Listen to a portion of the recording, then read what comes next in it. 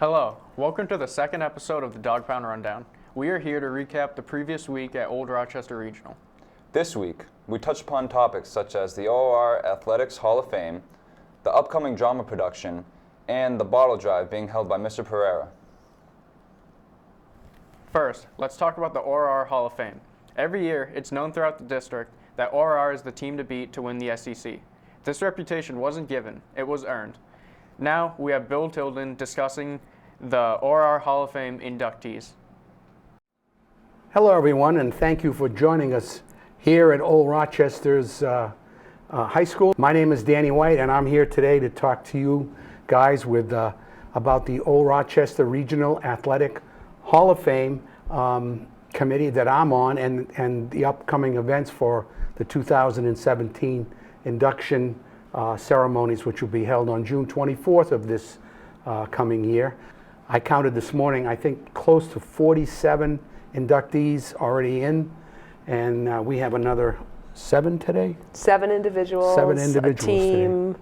A significant contributor, and a coach. So total of 10 this year. It's going to be a great class, 2017. We're here today to really celebrate our 10 inductees. So Bill, do you want to kick us off and talk about one of the athletes, or do you want me to talk a little bit more about the team? Or? I'm excited about this class. I think every year when we have a new class, people go, are they as good as the originals? And I think, with going over 50 years of athletes, we have people that are getting in now that are just as good as many of the athletes that were in that very first class. Yes. And I think we'll still see that, for years to come. Can I kick us off by talking about one? Let's go. Let's go. So one that I was particularly excited about was Tiffany Jawar, a track athlete. Graduated in 1993. I had the privilege of being able to throw alongside her and ride her coattails a little bit. She was just an absolutely amazing discus and shot putter. Winter track and spring track. She, in fact, went to the Laux meet, which Bill is intimately familiar with, but others may not be as much, which is a national meet that you qualify for down in New York, and she did an unprecedented thing there, which is she won the national meet, I think it was 3 years. 3 years starting her sophomore year. Yeah, in the shot put. And so to win first place in a national meet 3 years is just unprecedented. Another one that's here that was a thrower for Rochester was Brian Tonelli. He graduated in 03. Very good thrower. He actually went down, competed down the Laux games also. Mm-hmm. I think everybody will much more remember him for his football. Yeah, but I think Craig Sherman was the one who said best lineman he's ever coached. Yeah, Coach Sherman. I talked with him briefly about Brian, and Brian Tonelli graduated in 2003. He thought that, and I hope he doesn't mind me saying this, he thought it was the best lineman he's coached in his 18 plus years here at Old Rochester. Yeah, we've had a lot of great football players. And there's been a lot of great football players, but Brian actually was chosen to play in the Shriners game that was held in the spring, the following of I guess it would have been his senior year or his junior year. He was chosen to play, which is quite an honor. Pat O'Connor graduated in 04. His brother got in a couple years ago. His brother was a track guy. Bob O'Connor, right? Bob. Yep. Amazing quarter miler. Pat was a total different, young man. Amazing running back. Single season rushing record for yards. Single season touchdown record. I think it was 20 touchdowns in the season. Wow. Really was one of those bangers that loved to hit people, took his hits. Ended up not playing his senior year because his shoulder was so torn up, which I know bothered Coach Sherman quite a bit because he knew, with what he had done his junior year. But he was better at baseball. We were playing down at Dexter Lane at the time that he was here. It's a ways away from the school, and we would still draw big crowds because they could not wait to just watch him hit home run balls so deep in the woods that nobody'd even go looking for him. I think it might be interesting to talk about Eddie Walsh next, just because he was a contributor behind the scenes to football. I didn't know he played football for Old Rochester, did he? No, but he coached. He coached. He's a longtime teacher. He was actually, I think, my teacher down at the junior high. He was one of my teachers at junior high. Exactly. I He was think one of my started in the coaches when 60s. I was in high school. He coached when I was a senior. Yeah, I think he started teaching in the 60s and, gravitated into sports. Never grabbed onto the head coaching role, but was a JV coach, was always around helping out whoever needed it. And Mr. Walsh he's in this year for, as we call it, a significant contributor award. Yes. Do we want to talk about Andy Santos? Sure. Yes. Great. Here's a gentleman that was nominated as a coach, and we actually decided to select him as a coach and a contributor. Golf coach, right? Golf coach for quite a few years, really got us to step up in caliber so that we could compete at the state level, not just the local level. So we were winning SEC championships with him. We were qualifying as state finalists. He's turned out many of the top area golfers around. But here's somebody that started out, I believe he was also in the 60s as the finance director here. And always was an avid proponent for sports, of making sure that sports were available not just to guys but also to girls. Has always been one of my biggest fans at the games. He'll travel around. He's always asking, where this team's doing, how that team's doing, how can we help out this young man. I mean, it wasn't always just about golf. Let's go to another female inductee, because Okay. we have Susan Lake, class of '78, coming in. Yeah. Talked about earlier about Tiffany Jawar, so Susan's our second female athlete coming in to this class.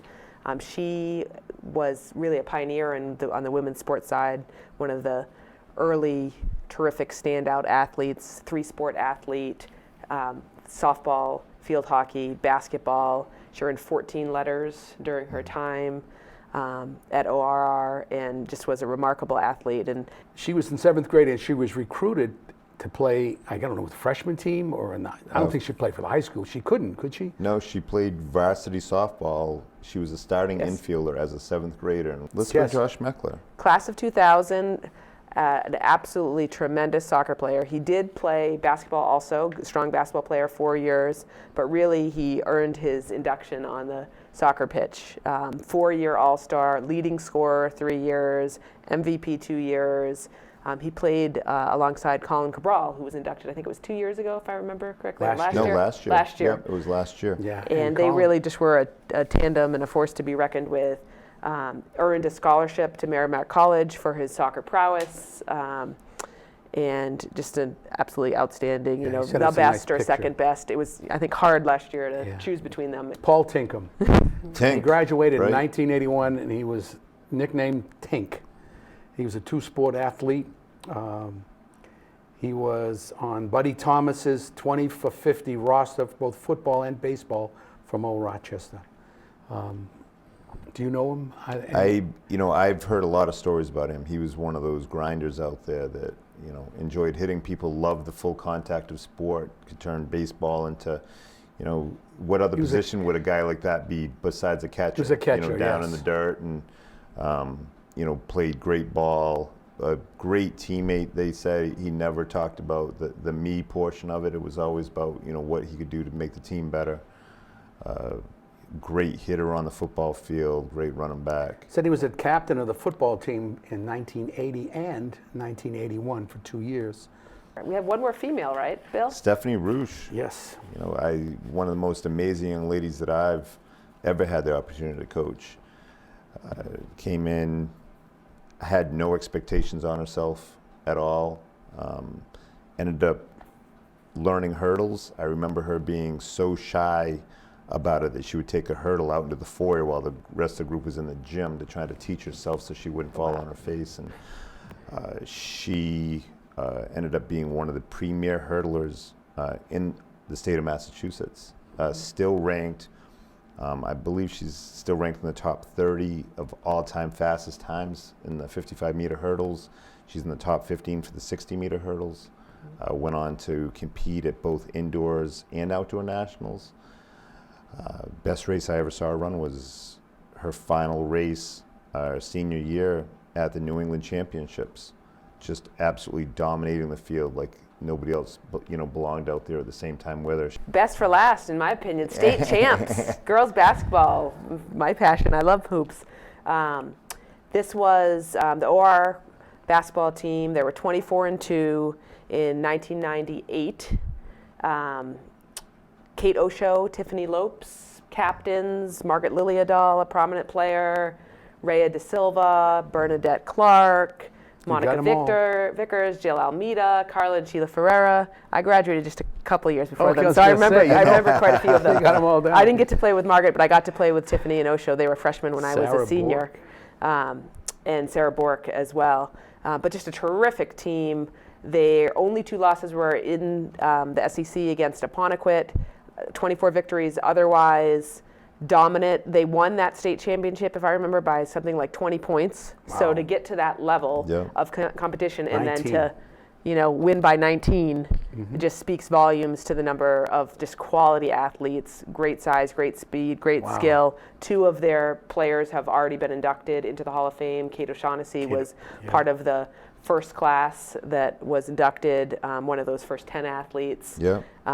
Amazing athlete in soccer and in basketball, and then also Margaret Liliadal, maybe the next year or shortly thereafter. Another just standout. Well deserving. I mean, this was a matter of, it wasn't if, it was just a matter of when they were going to be inducted. Yes. And there's still a few more athletes on there, I think, that will find their way into the Hall of Fame. Yeah, that's absolutely. Yeah. Thank you for watching. So I think that pretty much does it. Thank you, Steve Heath, for being March our 24th, 6:30 at ORR Gymnasium, the basketball alumni game. It'll be a great game. Terrific. All right, see you then. Thank you. Next, I pulled aside some performers from the Drama Club to talk about their upcoming production, Joseph and the Amazing Technicolor Dreamcoat. Let's take a look. Hi, I'm Connor Farney here. I'm here with the stars of the upcoming drama play. No! What is the name of the play? The name of the show is Joseph and the Amazing Technicolor Dreamcoat. Do you have any favorite scenes you'd like to share? I like the Calypso number just because my best friend is the lead in that number, and I'm so proud of her. What role do each of you play? I am the narrator. Joseph. And I'm the other narrator. Do you guys plan on doing this for the rest of high school? Probably. Yeah, I think maybe. so. Mm-hmm.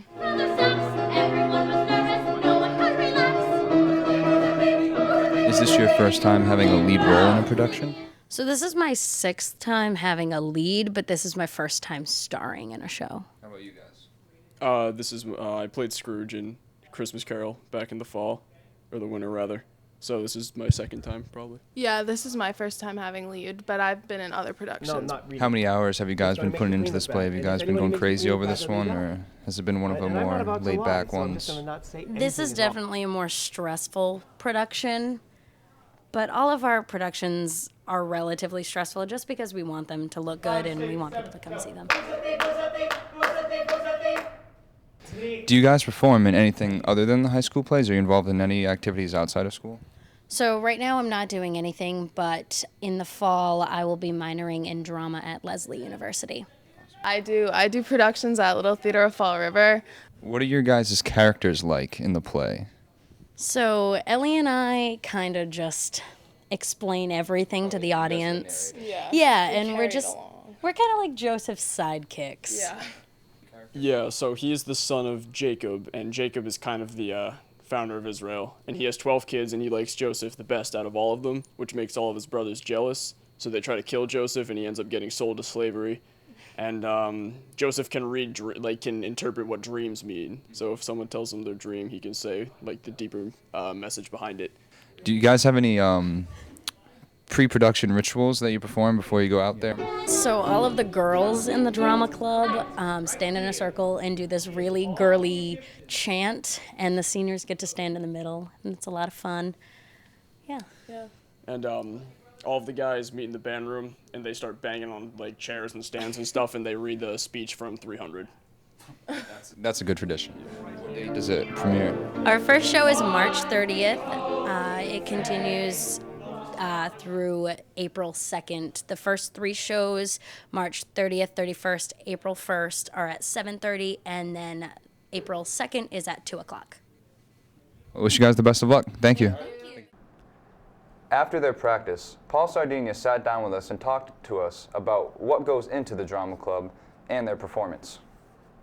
My name is Paul Sardinha. I am the drama club director. I've been the director for the drama club for 25 years. No, not really. It's going to make the queen look bad, and if anybody makes the queen look bad, then they die. And I'm not about to lie, so I'm just going to not say anything at all. So you guys are in the same exact position as Joseph was at the very, very beginning. Christopher LeBlanc and Eric Spencer were running the drama club. They ran it for 4 years before I came in full-time. They asked me to come in and do the music, conduct the music for their musicals. And so I did that for 4 years in a row. And after 4 years, Chris and Eric just didn't want to do it anymore. So that year, that fall, that September, there was no drama club happening here. So I remember being home, and I went to reach for my kitchen phone so I could call Mr. Egan, who was the principal at that time, so I could ask if I could apply for the job.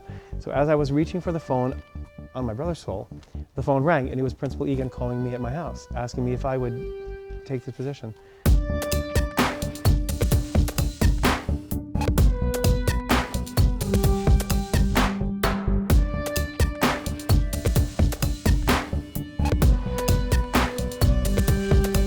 Choosing the play is a funny thing. I always need to make sure that I can choose a play that the kids can do, that they'll have a ball doing, and that I will enjoy doing. And that Helen, that Mrs. Blake will enjoy working out the costumes. So I don't want to do something that I don't enjoy. I always want to pick something that will give many kids a chance at having a lead. It's not always possible. Like when we did Oklahoma, there were only like 7 or 8 leads in that show, and the rest was chorus. But everything worked out fine for that thing, but that's why I chose Joseph. The setting of the play is way, way back, many centuries ago, not long after the Bible began, as the show starts. It's Egypt. It's a biblical story of Jacob and his 12 sons and his son Joseph, to whom he gave the multicolored coat.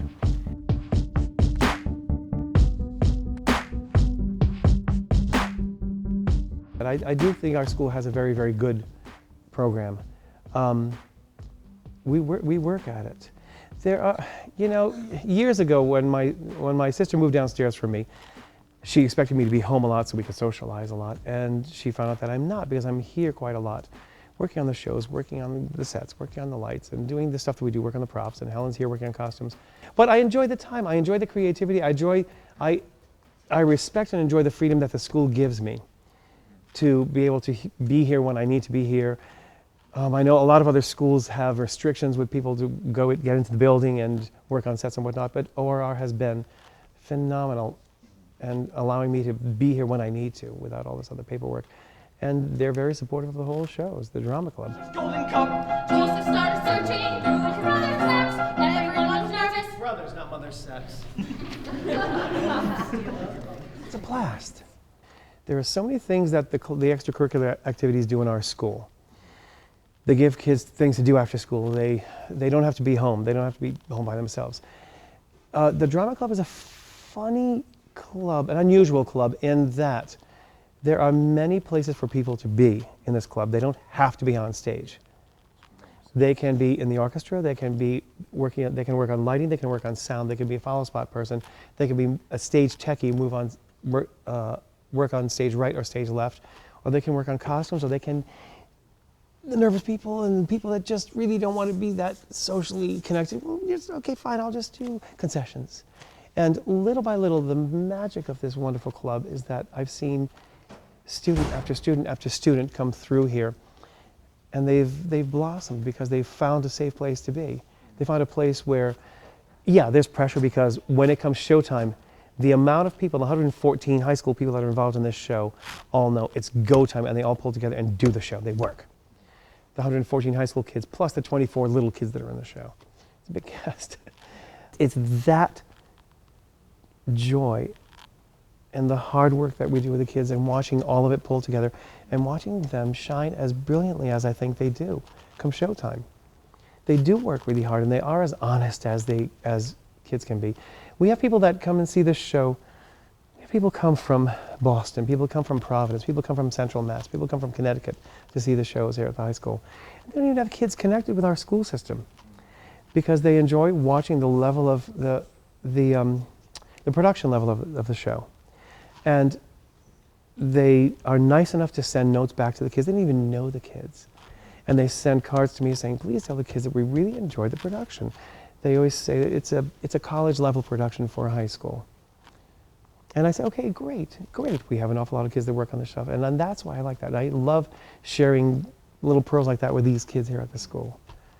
It's great to hear that. It's not just us and our little cocoon here, our wonderful ORR cocoon. The tentacles reach out far.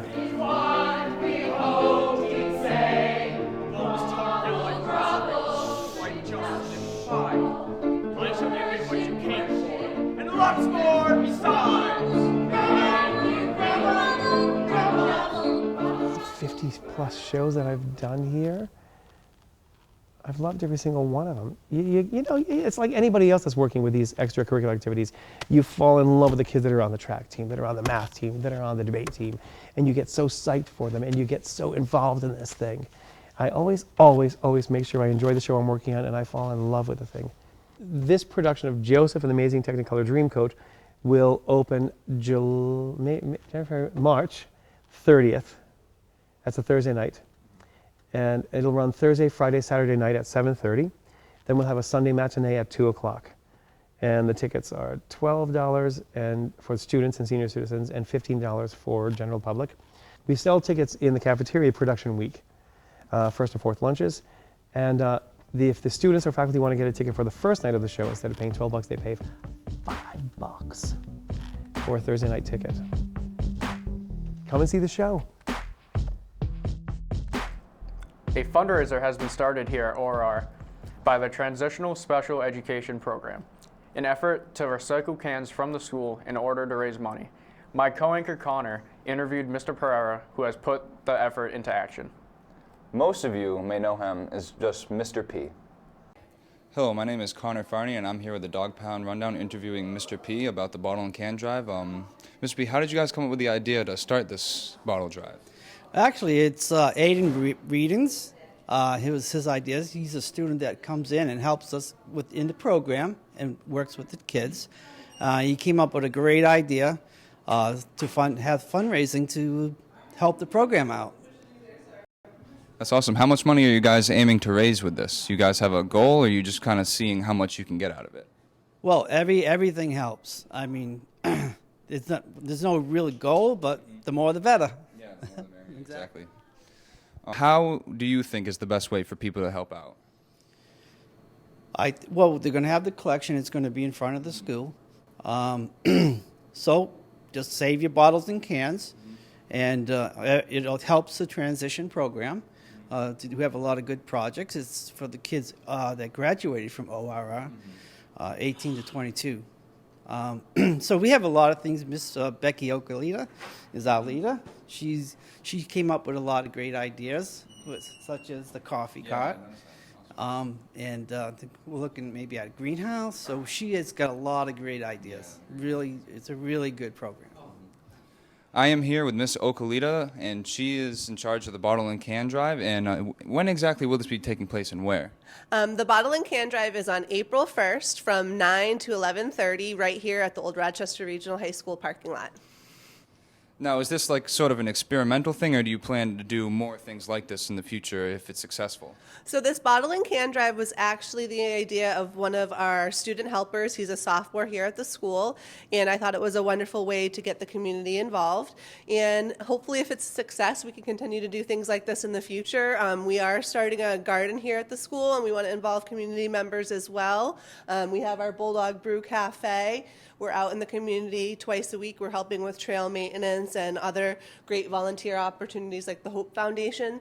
So we're just hoping for more exposure to the community. The can and bottle drive is another way for us to meet people that are hopefully willing to reach out to our group and work with us. So what do you think is the best way that the community can come out and really get involved in this? Well, would love you to come bring your bottles and cans on that day, just the redeemables, and we'll collect them for you, and we'll be bringing them over to a local can place to get our money, and we'd just love to see your faces on that day. Our students are really eager to be a part of this community, and we really appreciate everyone's support. Awesome, and we definitely support you with that, and we wish you the best of luck. Thank you so much.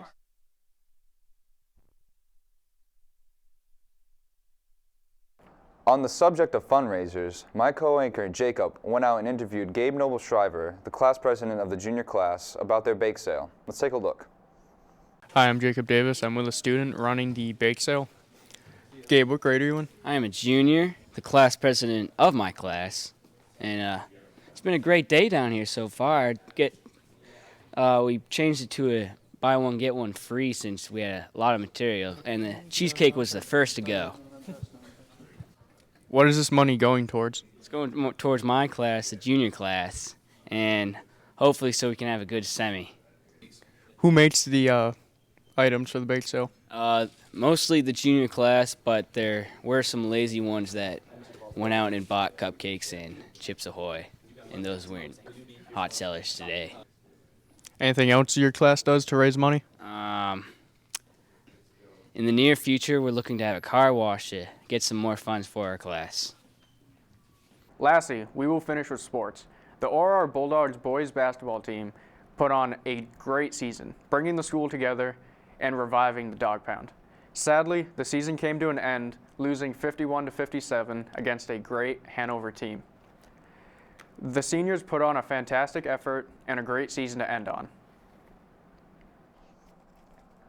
Last Wednesday, March 15th, the ORR Hockey team put up a great game against Lowell, beating them 5-1. Here are some highlights from the game.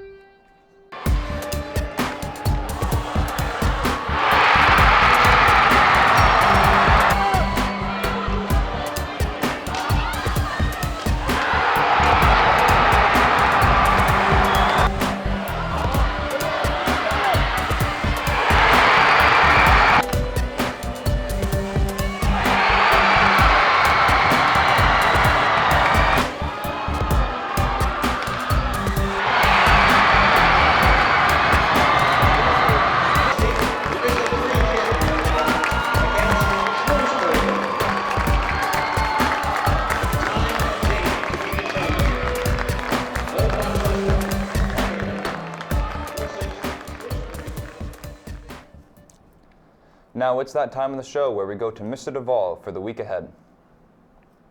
Okay, it's the rundown. Today is March 19th. It's Sunday. I hope we're celebrating a state championship in boys ice hockey. It's the best team in school history. It's been an awesome ride for all the players, coaches, and especially the school community.